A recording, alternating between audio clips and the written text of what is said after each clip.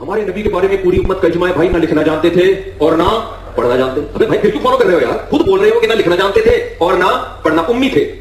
ما تخطه بیمینک، قرآن کہہ رہے ہیں محمد صلی اللہ علیہ وسلم جو قرآن پیش کر رہے ہیں ایک لفظ بھی ان کے دائیں ہاتھ نے کبھی نہیں لکھا، ایک لفظ نہیں لکھا. جیسے ہی آیت نازل ہوتی آپ کبھی زید ابن ثابت کو بلا رہے ہیں، کبھی کسی اور صحابی کو بلا رہے ہیں، بھائی لکھو لکھو. اور دیکھو ہمارے نبی صلی اللہ علیہ وسلم جب قرآن لکھوایا نا تو چونکہ آپ لکھنا پڑھنا نہیں جانتے تھے تو بعض دفعہ کاتب سے گرامر کی غلطی ہوئی لکھنے میں، ہمارے نبی نے اس کی کریکشن نہیں کی. آپ کو نہیں پتا چلا کہ گرامر کے لحاظ سے یہ غلط لکھا ہوا ہے، وہ اب تک اسی طرح لکھا ہوا ہے.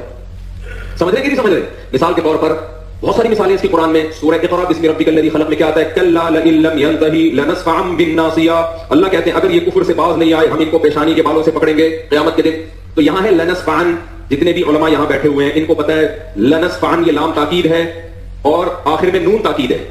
یہ الف کے ساتھ لکھنا گرامر کے لحاظ سے غلط، کیونکہ تنوین ناؤن پہ آتی ہے، سینٹینس پہ یا فعل پہ تنوین کبھی بھی نہیں آتی. سمجھ میں آ رہی ہے بات کہ نہیں آ رہی ہے؟ لیکن یہاں پر کیا ہے، نبی صلی اللہ علیہ وسلم نے پڑھا نا لنسفعن، جبریل آئی آیت لے کے آپ نے اس کو پروناؤن کیا اپنی زبان سے لنسفعن. تو کاتب نے کیونکہ عن میں آواز نون کی آ رہی ہے تو کاتب نے اس وقت لکھ دیا نون کے بجائے الف ڈال دیا جو تنوین کی علامت ہے. یہ گرامر کے لحاظ سے 100% کیا ہے؟ بولو غلط. یہ گرامر کے لحاظ سے 100% کیا ہے؟ بولو غلط. کاتب وہی نے لکھا، نبی لکھنا پڑھنا نہیں جانتے. اور کمال کی بات ہے جو لکھا آج تک کوئی مائی کا لال پیدا نہیں ہوا کہ اس کو نون بنا دے. اب کہنے کے لحاظ سے اوپر اوپر سے تو لگے گا یہ غلط ہے، لیکن بھائی اللہ نے یہ اس لیے ہونے دیا، بتا دیا کہ محمد صلی اللہ علیہ وسلم واقعی امی تھے. نمبر 2 ہم نے اس قرآن کی حفاظت ایسے کی ہے کہ اگر ظاہری لحاظ سے اس میں کوئی غلطی لکھنے میں، ظاہری لحاظ سے ورنہ اس میں بڑی حکمت ہے یہ ہوئی بھی ہے، ہم نے اس کی بھی کریکشن کی کسی کو اجازت. السلام علیکم ورحمۃ اللہ وبرکاتہ. امید ہے کہ آپ لوگوں نے ایک یوٹیوبر مولوی طارق مسعود کی ویڈیو دیکھی ہوگی جس میں اس نے صریح بکواس کی اور قرآن مجید کے اوپر نقص لگایا، قرآن پر اعتراض کیا کہ قرآن میں صریح غلطی موجود ہے اور وہ عربک گرامر کی واضح غلطی ہے، اور نبی کریم علیہ الصلوۃ والسلام معاذ اللہ ایسے امید ہے کہ آپ کو اس غلطی پر اطلاع نہ ملی. کاتب نے وہ غلطی کر دی تو وہ غلطی آج تک قرآن کے اندر اسی طرح ایز اٹ از موجود ہے. یقیناً یہ بات صریح گستاخی پر مبنی ہے. اور پہلے میں یہاں پر ان لوگوں سے عرض کروں کہ جو یہ کہہ رہے ہیں کہ پہلے سیاق و سباق کو دیکھا جائے، آگے پیچھے کی بات کو دیکھا جائے اور پھر کوئی حکم بیان کیا جائے، تو یہ یاد رکھیے گا کہ اس بات کو مزید سمجھانے کے لیے میں آپ کو ایک مثال پہلے ذکر کر دیتا ہوں تاکہ بات بہت واضح ہو جائے.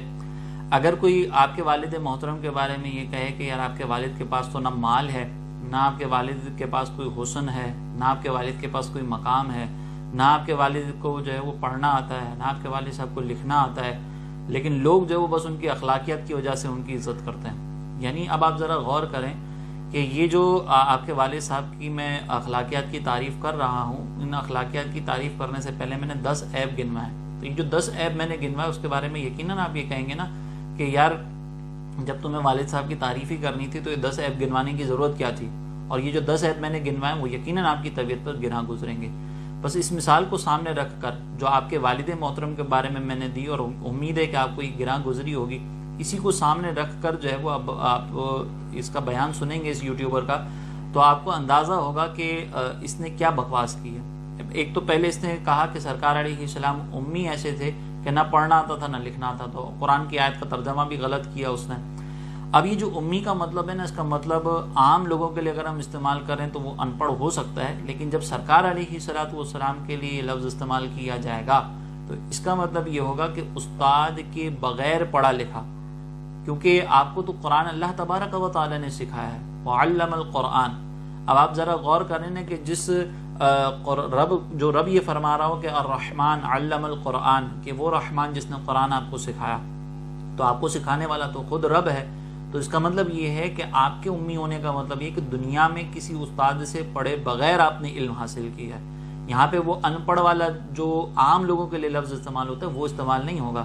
یہ اس لفظ جو ہے امی کا یہ والا معنی، ان پڑھ والا معنی، یہ اس یوٹیوبر مولوی کے لیے استعمال ہوگا، یہ سرکار علیہ السلام کے لیے استعمال نہیں ہوگا. یہ جیسے جاہلوں کے لیے استعمال ہوگا کہ جو ممبر پہ بیٹھ کر گندے لطیفے سناتے ہیں، جو فحش باتیں کرتے ہیں ممبر پہ بیٹھ کے، اور ایسے لطیفے سناتے ہیں کہ جو گلی محلے کے جو آوارہ لڑکے ہوتے ہیں وہ سناتے ہیں. تو بہرحال پہلے تو یہ امی کا مطلب اس نے غلط سمجھا، اس کو یہی نہیں پتا کہ امی کا مطلب کیا ہے، سرکار علیہ الصلوۃ والسلام کی شان امیت کیا ہے. یہ سرکار علیہ السلام کی شان ہے، لیکن اگر یہ لفظ اس کے لیے استعمال کریں تو بہرحال بالکل مناسب ہے اس کا ترجمہ جب ہم اس کے لیے استعمال کریں تو ان پڑھ، لیکن جب سرکار علیہ السلام کے لیے استعمال کریں گے تو اس کا مطلب ہوگا بغیر استاد کے علم حاصل کیا ہوا، دنیاوی استاد کے بغیر جس نے علم حاصل کیا ہو۔ دوسری بات، اس نے قرآن کے اوپر اعتراض کر دیا کہ قرآن کے اندر عربک گرامر کے اندر غلطی ہوئی ہے، اس کو شرم نہیں ہے یہ بات جملہ کہتے ہوئے؟ یہ جملہ تو ملحدین اور قرآن پر اعتراض کرنے والے جو کفار ہوتے ہیں، مستشرقین ہوتے ہیں، وہ اس پر اعتراض کرتے ہیں، وہ قرآن کے بارے میں یہ بکواسیات کرتے ہیں، اور یہ بکواس اس نے بھی آج کر دی۔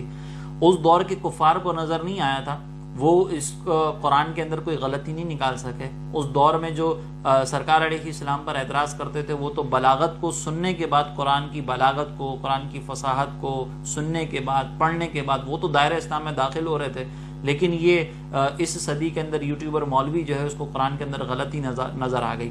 اس کی جہالت کا عالم یہ ہے کہ اس نے جو بات کہی ہے کہ فعل کے اوپر تنوین نہیں آ سکتی، یہ تو اولا میں نحو میر پڑھنے والے کو بھی سمجھ میں آ جائے گا کہ یہاں پر جو لنصف عم جو قرآن کی آیت کے اس نے حوالہ دیا اور کہا کہ یہ فعل کے اوپر تنوین نہیں آ سکتی، یہ اولا کے طالب علم کو بھی پتا ہوگا کہ یہ تنوین کیوں آئی ہے۔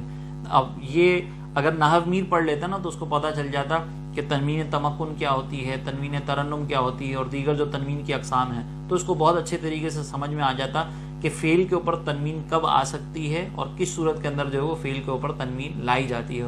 اور یہاں پر جو نون تاکید خفیفہ ہے اس کو جو ہے کس طرح تنوین سے تبدیل کیا گیا۔ یہاں پر میں عوام کی ذہنی سطح پر آنے کے لیے، عوام کو ذہنی سطح پر سمجھانے کے لیے، کیونکہ یہ عموماً ہم پڑھتے رہتے ہیں کہ جب ہم قرآن کے اندر دیکھتے ہیں کہ تنوین ہے اور اس کے آگے وقف آ جاتا ہے، اور تنوین زبر والی دو زبر اگر آ جاتے ہیں اور اس کے آگے وقف ہو تو ہم اس تنوین کو الف سے بدل دیتے ہیں۔ فار ایگزامپل جیسے اللہ تبارک و تعالیٰ کی شان اور صفت بیان ہوتی ہے علیمن حکیمن، اگر ہم یہاں پہ وقف کریں تو علیمن حکیمہ، تو اب یہ ہم نے دیکھیں علیمن حکیمن تھا، لیکن ہم نے وقف کر کے اس کو الف سے بدل دیا، حکیمہ پڑھا۔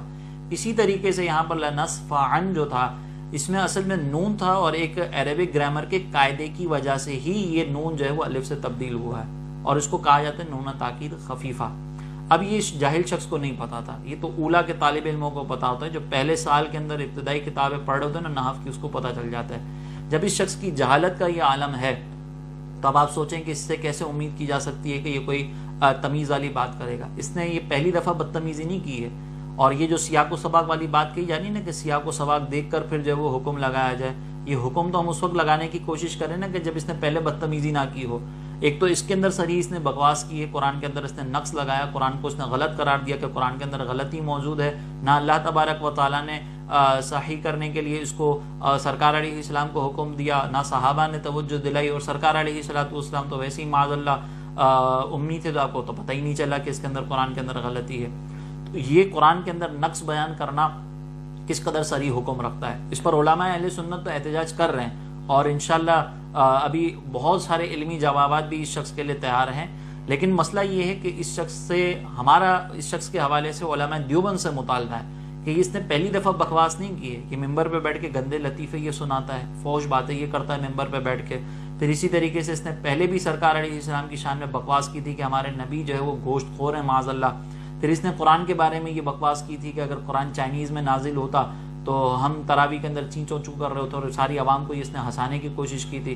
یہ شاعر اسلام کا مذاق اڑاتا ہے، اس بغیرت کے اندر تمیز تو ہے نہیں۔ لیکن جو غیرت مند علماء ہیں جن کا تعلق مسلک دیوبند سے ہے، ان کو چاہیے کہ اس بے لگام گھوڑے کو تھوڑی سی لگام ڈالیں، یہ آپ کے مسلک کو مزید بدنام کر رہا ہے۔ لہٰذا اگر آپ چاہتے ہیں کہ یہ انتشار اور افتراق کا باعث نہ بنے تو اس کے یوٹیوب پر پابندی لگائیں، اس کو ممبر سے اتاریں، اور اس کے اوپر سخت تنبیہ کریں کہ آج کے بعد یہ نظر نہیں آنا چاہیے۔ اسی طریقے سے جو استاذ العلماء بنا پھرتا رہتا ہے، جس ادارے میں یہ پڑھاتا ہے، تو وہاں کے اداروں کو یہ کیا تمیز سکھاتا ہوگا؟ وہاں کے طلباء کو کوئی تمیز سکھا سکتا ہوگا؟ یقیناً نہیں سکھا سکتا ہوگا۔ تو یہ جو ہماری سختی، ہمارے اندر جو ایک شدت آپ کو نظر آ رہی ہے نا، یہ اس وجہ سے نظر آ رہی ہے کہ اس نے پہلی دفعہ بکواس نہیں کی، اس سے پہلے سیدنا علی المرتضیٰ رضی اللہ تعالیٰ عنہ کی بارگاہ میں بھی اس نے بکواس کی تھی، ان کی شان میں بھی بے ادبی کی تھی، پھر وہی معافی مانگ کر رجوع کر کے اور وضاحتیں کر کے جو ہے وہ نیک پروین بن گیا۔ تو ایسے شخص کو جو ہے نا وہ ہماری طرف سے ایک مطالبہ ہے، خاص طور پر علماء دیوبند سے، کہ آپ لوگ خود اس کے بارے میں کارروائی کریں۔